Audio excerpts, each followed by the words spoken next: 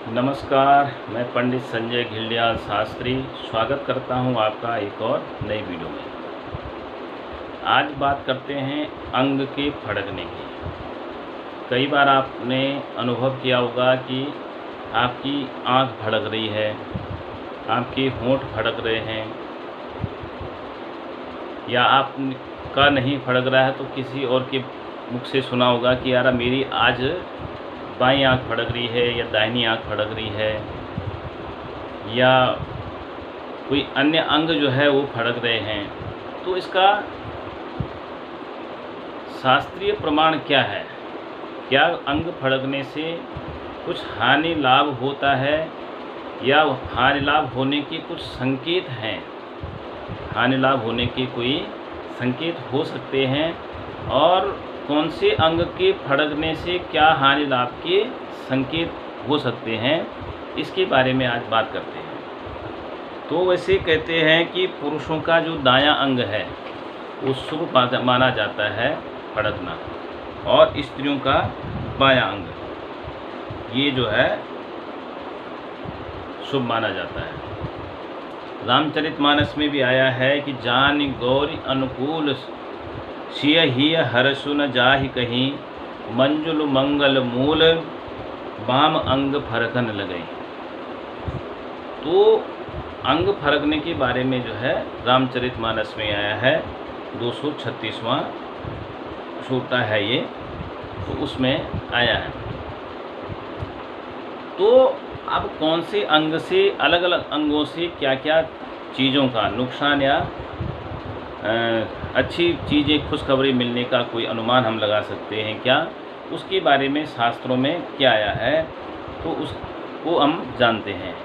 तो कहते हैं कि मस्तक यदि फड़क रहा है, मस्तक में फड़कन हो रही है, तो कोई आपको पृथ्वी लाभ यानी ज़मीन जायदाद से संबंधित कोई लाभ मिलने वाला है, उसका ये संकेत है कि आपका मस्तिष्क फड़क रहा है, लगातार कुछ दिन से फड़क रहा है, तो आपको कोई ऐसी खुशखबरी मिलने वाली है। ज़मीन जायदाद से जुड़ी हुई कोई आपका काम रुका हुआ है, तो मकान लेने की सोच रहे हो, ज़मीन लेने की सोच रहे हो, तो उसके बारे में कोई खुशखबरी आपको मिल सकती है।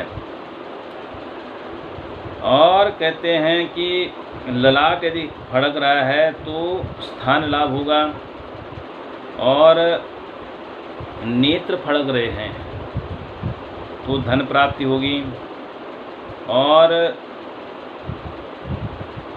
यदि हाथ फड़क रहे हैं तो आपको जो है कोई धन की प्राप्ति आपको उससे भी मिल सकती है।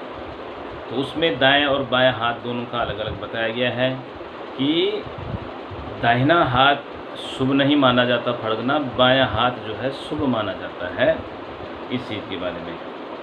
और पैरों के ऊपर जो है स्थान लाभ माना जाता है, पैरों के ऊपर यदि फड़क रहा है तो। और वक्षस्थल यदि फड़क रहा है तो विजय की प्राप्ति होगी। हृदय यदि फड़क रहा है तो इष्ट सिद्ध की प्राप्ति होगी। कटी, कमर यदि फड़क रहा है तो कोई प्रमाद यानी रोग कोई उत्पन्न हो सकता है, इसका संकेत है। नाभि के आसपास यदि फड़कन हो रही है तो स्त्री कष्ट हो सकता है, यानी जीवन साथी को कोई कष्ट हो सकता है। स्त्री का फड़क रहा है तो पुरुष को, आपके जीवन साथी को कष्ट होगा। और यदि जो है उदर माने पेट, पेट यदि हमारा फड़क रहा है तो धन प्राप्ति हो सकती है, लाभ मिल सकता है। और पैरों के नीचे यदि फड़क हो रही है, फड़कन हो रही है, तो कहीं जो है आपका गमन हो सकता है, यानी जाना हो सकता है। कोई आपका जो है किसी काम के लिए आपको बाहर जाना पड़ सकता है, यात्रा पे जाना पड़ सकता है। होंठ यदि फड़क रहे हैं आपके होंठ, तो काम सिद्धि हो सकती है, काम की प्राप्ति हो सकती है। और पीछे पृष्ठ पे कोई खुजली हो रही है, वो पीछे जो है कोई फड़कन हो रही है, तो वो जो है पराजय, आपकी हार का एक संकेत माना गया है। मुख पे जो है मित्र की प्राप्ति, मुख पे यदि कहीं पर फड़क रहा है तो मित्र की प्राप्ति होगी। और आपके हाथों में, हाथ के मतलब भुजाओं में पीछे की तरफ को यदि जो है फड़कन हो रही है तो धन लाभ प्राप्त हो सकता है। और हाथों के जो है पीछे के हिस्से में यानी इस तरफ को जो है फड़कन हो रही है तो सुमधुर भोजन आपको आज कहीं प्राप्त हो सकता है। किसी ऐसी जगह पहुंच रहे हो जहां अच्छा खाना पीना मिलने वाला है आपको। और जंघा पे यदि जो है फड़कन हो रही है तो आप यदि नौकरी चाकरी करते हो तो आपके जो बड़े साहब हैं तो उनसे आपको प्रीति मिलने वाली है, उनसे प्रेम मिलने वाला है, यानी उनकी नज़रों में आपकी हैसियत बढ़ने वाली है। तो ये जो है कुछ कुछ चीज़ें ऐसी हैं कि जहाँ पर अंग फड़कने से आपको क्या क्या लाभ क्या क्या हानि के संकेत वो देते हैं। तो इसका ही मैंने आपको शास्त्रीय प्रमाण बताया, जो पंचांग के हिसाब से मैंने आपको बताया।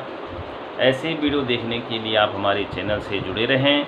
जिसने भी सब्सक्राइब नहीं किया वो सब्सक्राइब करें, शेयर करें। जय श्री राम।